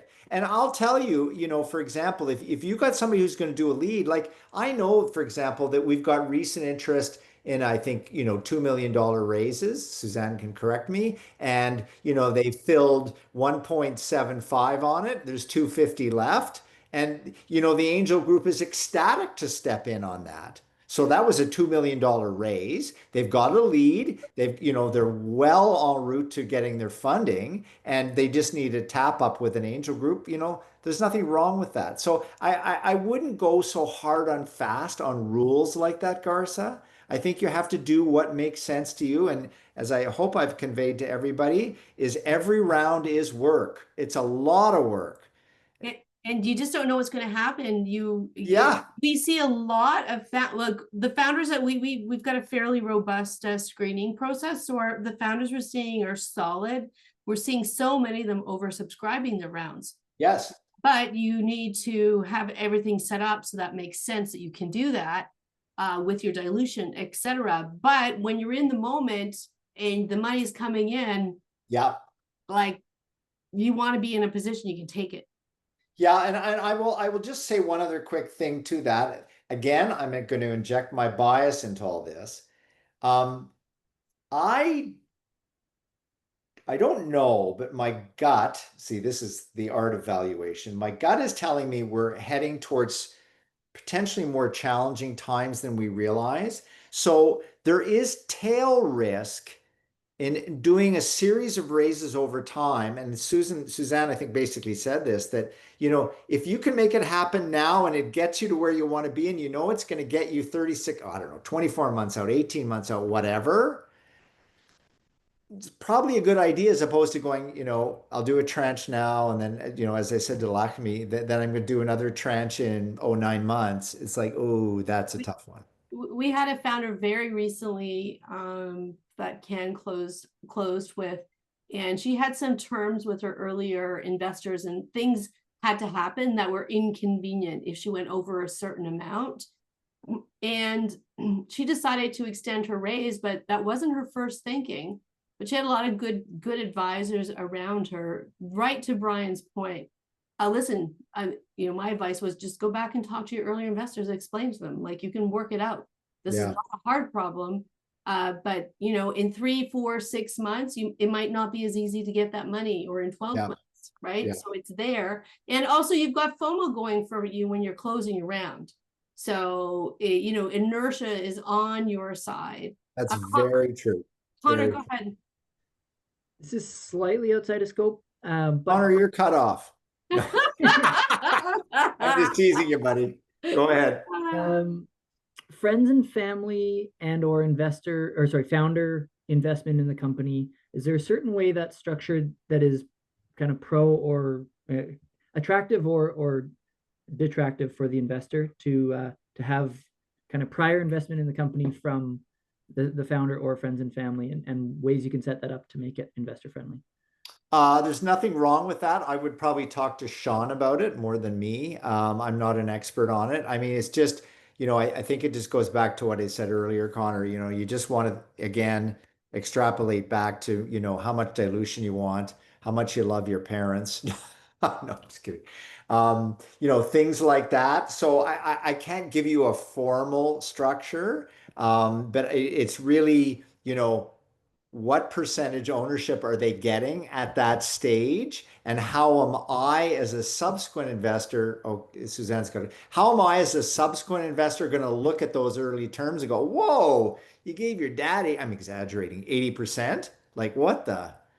Go ahead, Suzanne, you wanted to say something? I think it's a really, really good point that Brian is making.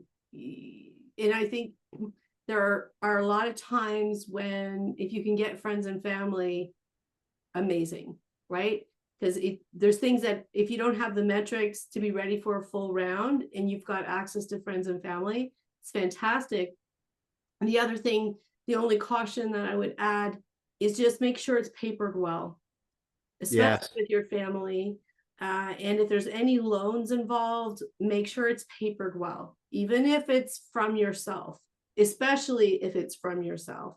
Like you want this, even though it's earlier and it's a little bit more cowboy, like your paperwork, you still want that because there shouldn't be, as long as the valuations and what you've given up is all making sense with your opening round and the paper is there, I'm not seeing any other reasons why that would be a detractor from investors. Can you think of anything, Brian?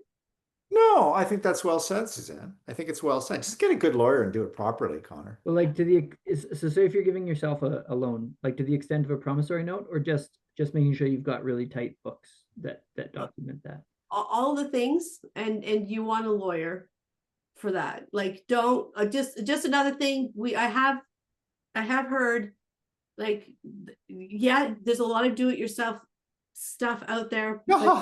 Don't take templates for legal stuff. Like you're not helping yourself. Don't go on Perplexity and ask it to write it out for you, is what we're saying. Which would be the tendency, or at least the bias. Yeah, it's so tempting. It's so tempting. It's so expensive in the long run. Is it? Write me favorable terms for Cardiaxis for my dad and myself. Okay. All right. For anybody else? No. Any other questions? Okay, how's the length been of the session? Everybody's hanging in there? I didn't kill everybody with boredom. It was not boredom at all. Thank you so much, Brian. Really appreciate it. Was this helpful? Just thumbs up, thumbs down, thumbs middle, thumbs up. Okay, look, Brian, you're rocking. You're a star. Right. Okay, we're going to, any final words, Brian? No, I just wish you all well, and I'm sure we'll see you along the entrepreneurial journey. And as I said before, I give you full props. It's not an easy process, but you know what? I'm sure that if you set things right, you can make it happen. And just be a great salesperson. Be a great salesperson. Sell yourself, sell your company, sell your product. That's what investors. Every word is an opportunity. Yeah, it's so true. It's so true. Yeah. Thank you, Brian. And by the way, Brian is just a real champ to come here and volunteer his time. And we're putting him hard to work on the 25th. So you will have an opportunity to bang into him. Thank you so much. Thank you, Brian. Take care, everybody. Good luck. Be well. I'm just going to jump back into preparing for the 25th. Is there anybody who didn't receive their investment readiness assessment? You've all seen that paperwork back. Okay, so there was a delay. My apologies on the delay. And what we've done is pushed the return back for the 20th. I see you. I looked at all the forms very carefully last night, and somebody has got right on it and it is all finished. I'm so impressed. You know who you are. So I just want to talk about the 25th for a minute. I'm going to share screen. Joe, is there anything that you want to kind of chime in here? Joe's going to be running the pitch process. It's 5-minute pitches. I'm going to go find my screen. You just want to give a little bit of an update on how you see that happening? Yeah, so we're gonna do the, because there's a lot of folks, right? So there's a lot of pitches. We're gonna divide you guys up into essentially two groups in the afternoon next week. And we have not finalized the groups yet. We will let you know as soon as we do what your time slot will be, so to speak, and give you a sense of the order.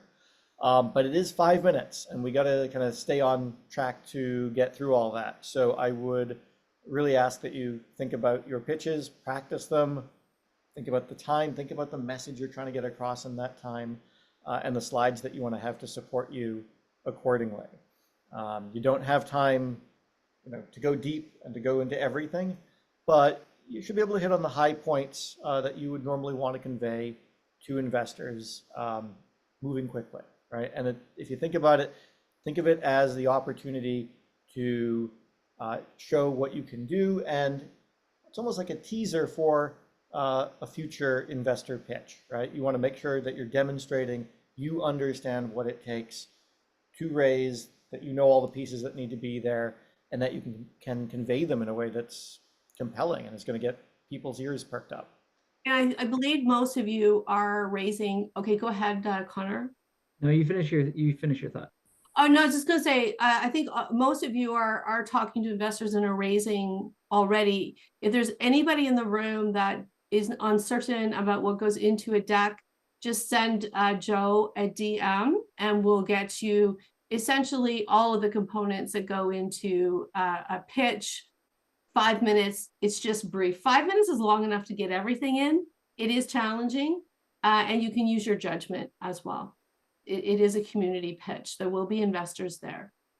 So it's always an opportunity to make an impression. Go ahead, Connor. Yeah, my question was going to be if we aren't actively raising, what your suggestion is for kind of the ask slide and what to put in there in terms of, when we start this raise, here's what we expect our raise to be, or something to that effect, or kind of what your suggestion is. I love the question. Thank you very much. And this is part of some of the feedback that we've gotten on the investor readiness. But actually, this is Joe's portion, so I'm going to be quiet and let Joe answer it. Sorry, Joe. I mean, a few things. You can kind of, again, think of it as a teaser opportunity to talk about what you will be doing at some point, even if you're not there.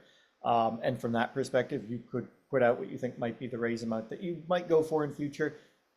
You're not bound by it, right, when you actually go out to start to raise. So don't worry about that too much. The other thing you can do is you can always just try to generate interest. Your ask could be, if you're interested in learning more, if you might be able to advise or mentor. You're not necessarily going to get that from folks, right? But if you don't ask, you almost certainly won't.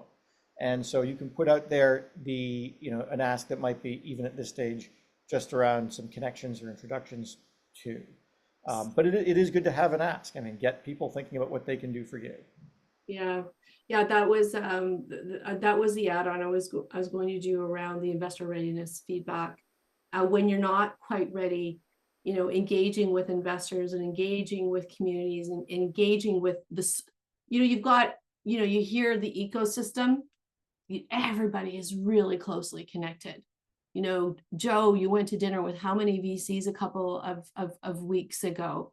Kenny Crandallmeyer, who's going to come on, he's a wealth manager, but he's an advisor for founders. He doesn't charge founders anything, but he also does a lot of introducing folks to capital. So you want to be having those conversations. And I think one of the great ways of getting people engaged is by having an ask, because they can do something. If you engage some people into your process, they emotionally get into your success, right? So what is one of the big burning problems or challenges that you're having right now, Connor, that you could use an expert advisor to help you with? Garza's got too many advisors, so she's not putting that on her slide. I'm actually also pretty stretched with my advice, but I'll make sure I put that in what I'm actually doing. Whatever it is, if you're looking for a co-founder, if you're looking for a specific person with a specific skill set around regulatory, like just what is a gap you've got at the moment or if you're just looking for people to help you map out the VC landscape. It can be anything. And when somebody hears that, it's like, oh, I could help with that. Then, you know, you might get a conversation, and it's really, it's like to Joe's comment, like maybe you won't get exactly what you're looking for, but it's also a conversation starter, right? Getting people engaged in what you're doing. Okay, back to you, Joe, for the, oh, are these questions about the pitch? Yeah, Allison, is your question about yeah, well, mine was, I guess, similar to Connor's, where we're not raising. Yeah, our aim is to raise in January. So I was thinking, I do, and I have had an investor newsletter for the past several months. So I was thinking of putting that as my like call to action at the end. Does that make sense? Would you guys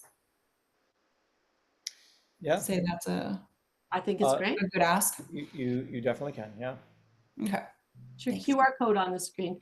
Sell something. Yeah. Sounds good. Actually, that's a great point. So in terms of making connections, and you only have 5 minutes, so you can't leave something up on the screen for long, right? But especially if you want to close, if it's your last slide and you're going to talk to it so that it's up for a while, right?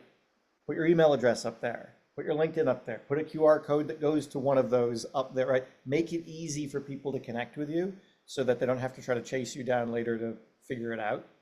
Yeah, to that point, my advice would be not to use too many slides in a 5-minute pitch, because it just, you know, it moves along pretty quickly. Evan. Can you hear me? We do. Yeah, I had a logistics question about the deck. Where do we submit it? I saw we got the assessment form. There's some mention about a folder. I didn't get access to that. Grant How are we is doing not that? on the call, but Grant will be basically putting your investor assessment into a folder, and then you can put it into your own personal folder. I will follow up and see where that is. And your coaches will be getting access in there too to take a look before they meet you. The reason that we're looking for your tough topics, tiny tables requests is that's the starting point for us to match everything and to work the schedule. And I want to take a minute and show you the schedule as well. Allison, do you have another question? Or is that your hand still up?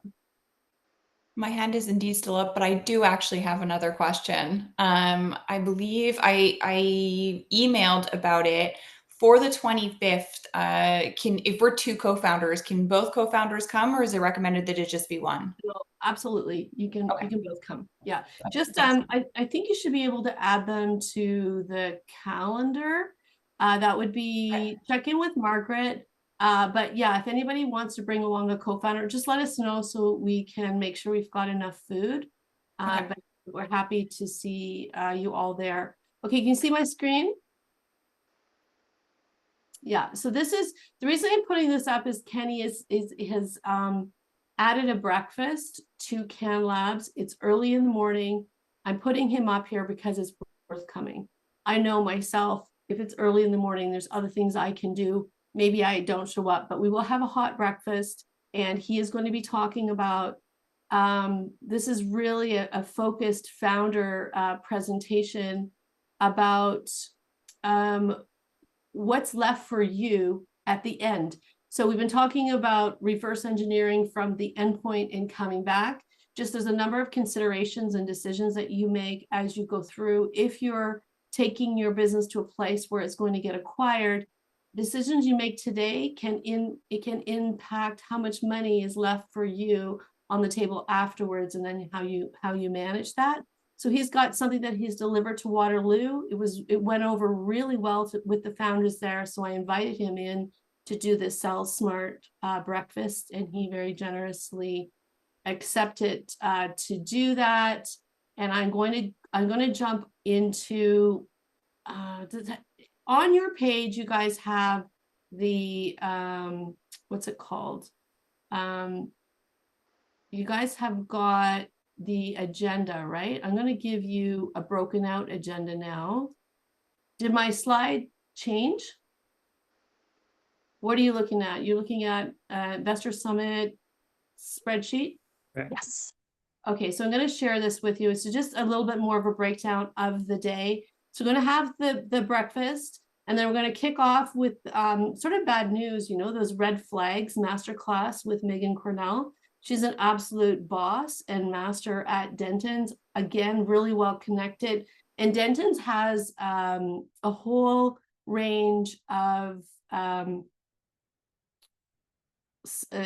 founder documents that you can access and use, and resources that I must get you the link for. So we're going to do the breakfast with Kenny, kick off. We've got deal smashing red flags masterclass with Megan. It's just a 15-minute. Most of the time there is for your questions and answers. And then we move into labs. Labs move really fast, so it's great for you to be prepared. Once you tell us what your favorite or your preferred tough topic is, we will assign you. We will expand this out, and you'll know who you're going to be talking to about what. So the idea of these sessions is they work around a topic. The moderator will very quickly set the stage, and then all the questions are coming from you. So bring your hardest questions.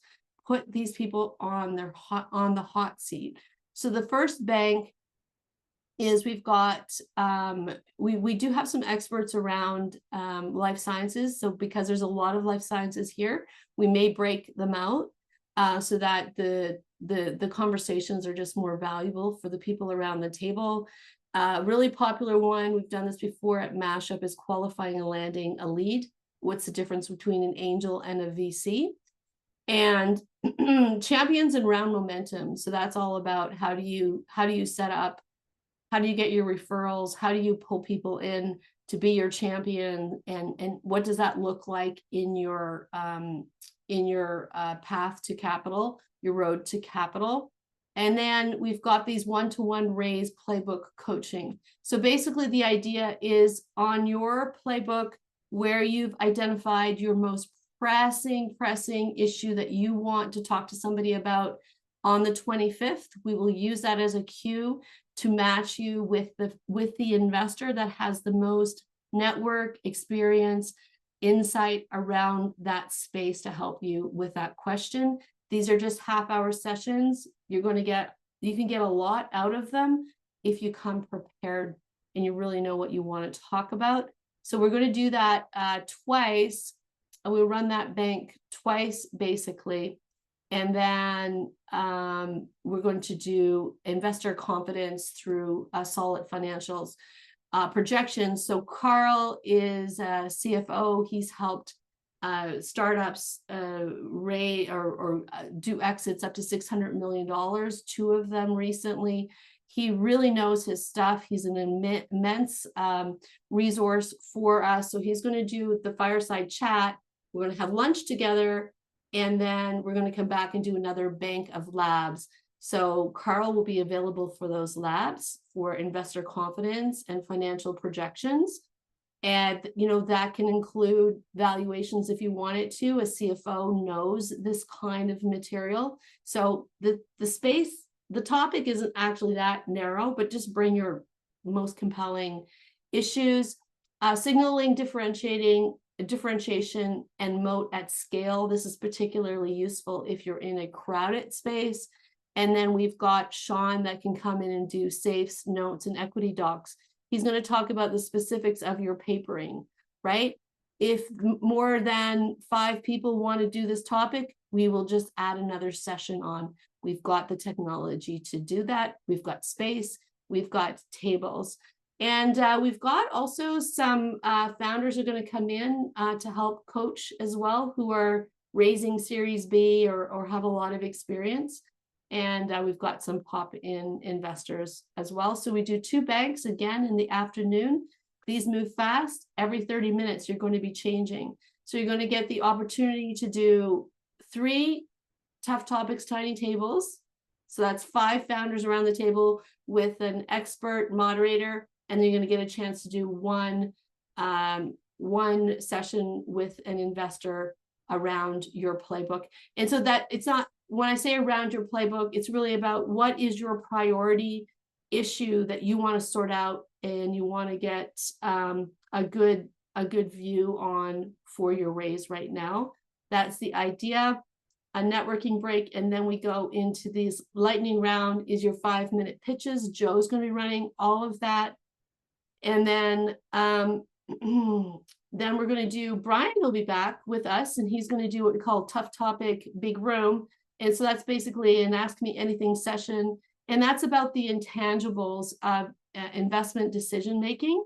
Sometimes you'll see a startup that has got maybe an orange flag, maybe something that got to clean up. They're really far from perfect, and they'll get a deal. And then you'll see another founder come in and everything on paper looks perfect and it's not going anywhere. What are those intangible things that go into the decision-making of angel investing?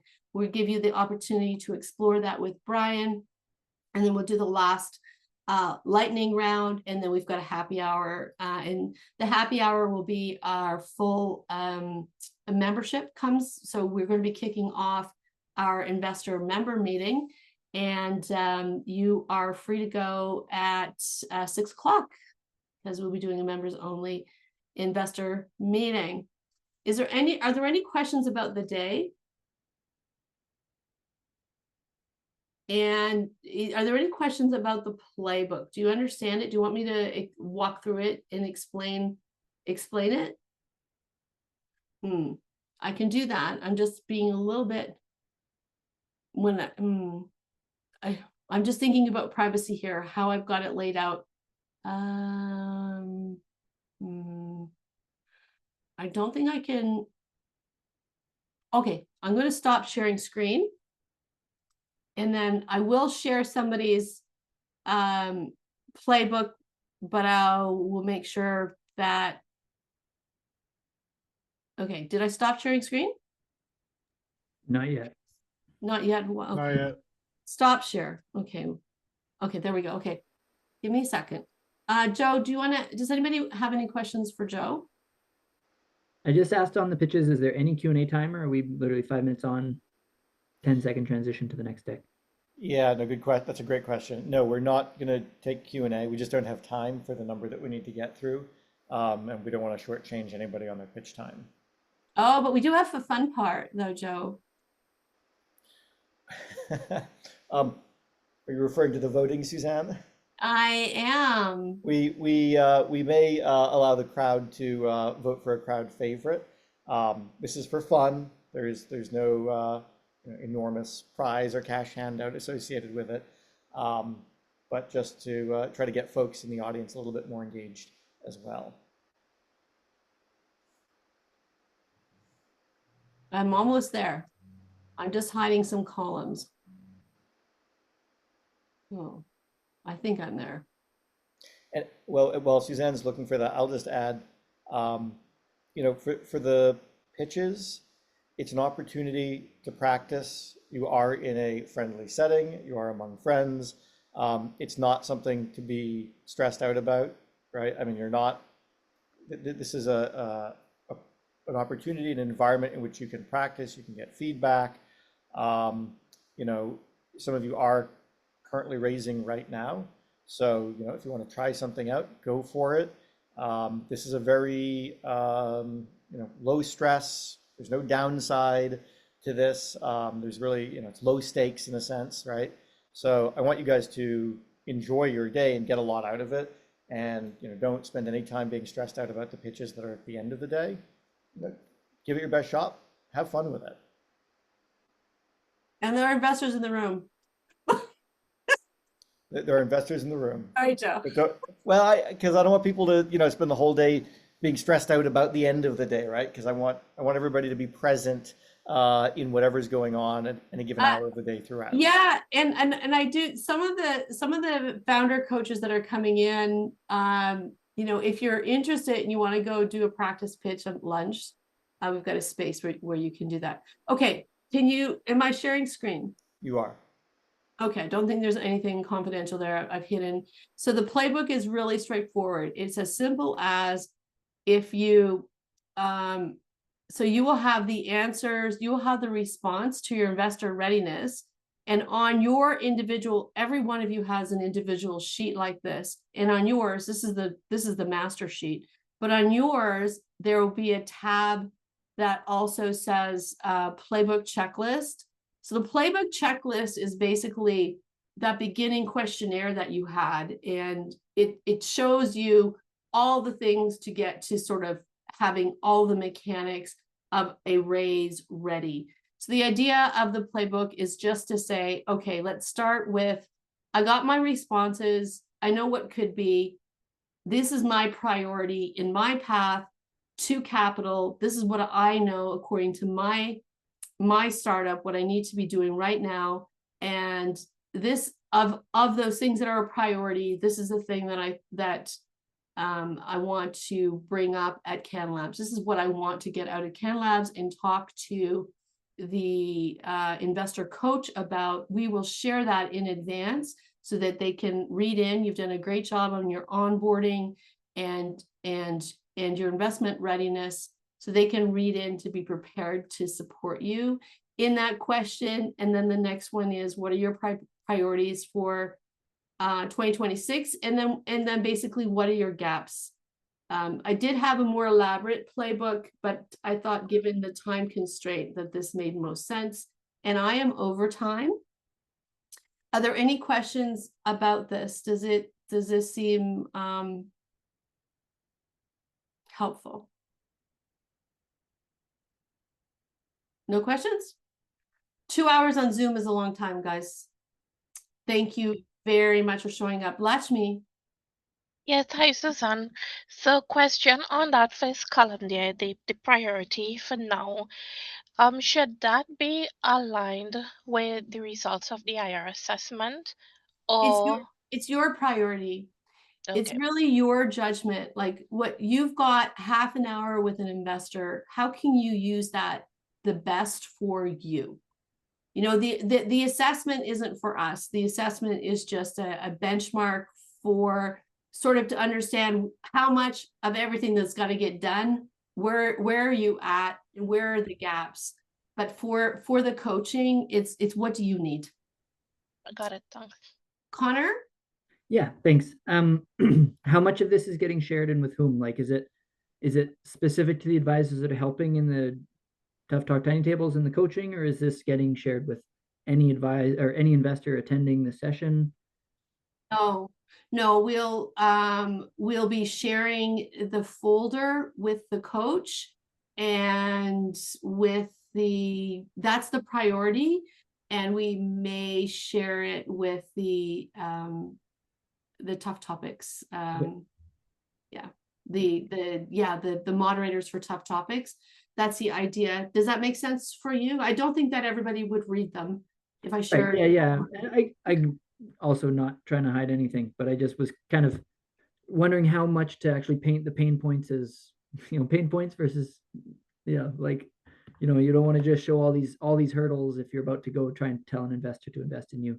I'm obviously not in that phase yet, but I'm just curious how selling versus I think those challenges. it's a really great point, and Joe, please feel free to chime in here. I think that in my experience at Capital Angel Network, investors know there's challenges, and if you're solving big problems, they know there's challenges. I think they respect the most that you're taking them on and you're looking for solutions versus I don't have any challenges. So but I understand. I mean, I understand, but ultimately when you get to due diligence, like, you don't want somebody to be digging stuff up on you. You want to be able to say, here's my challenges, here are my risks. We're going to ask you those questions in deep dive. So yeah, but it's also sensitive from a confidentiality perspective. I appreciate that. So I guess use your judgment. I would say you don't have to tell us everything. Use your judgment, what you think you want to keep close to your chest. Evan. Yeah, so just kind of going off what Connor said, it sounds like best thing to do would be whatever areas that we've outlined we're struggling with, whatever rows that is, we just outline in those 3 columns. This is what I want to talk about with my coach. These are next steps and what we're going to worry about then, and plan and timeline. So the areas where we're strong, no need to fill those in. No, this Got is this is really your gaps, right? So what is it that you want to do? What is it you want to talk about with the coach? Then what are your priorities for Q1 2026? And then what are those things that you're still working on to be round ready? Hi, Allison.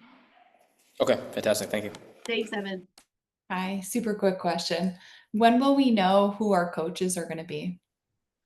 As soon as we get all of your tough topics tidy tables in, as soon as that's finished, we can start. And I'm going to sit down with Margaret. We've got a 2-hour session on the 19th. So, because what I want to do is also give the coaches time to know you, right? So it goes both ways. Yeah. So that you can try to learn a little bit about them. I don't have write-ups per se for all of them. You might just need to do your own research on them. Yeah, okay. That's exactly why I was asking. Yeah. Any other questions? Okay. All right. Thank you very much for your time. And I'm really looking forward to seeing you on the 25th. Reach out if you run into any hurdles with your assignment. Cheers. You're all doing great. Thank you. Bye, guys. Bye. Thanks, everyone. Thank you. Bye-bye.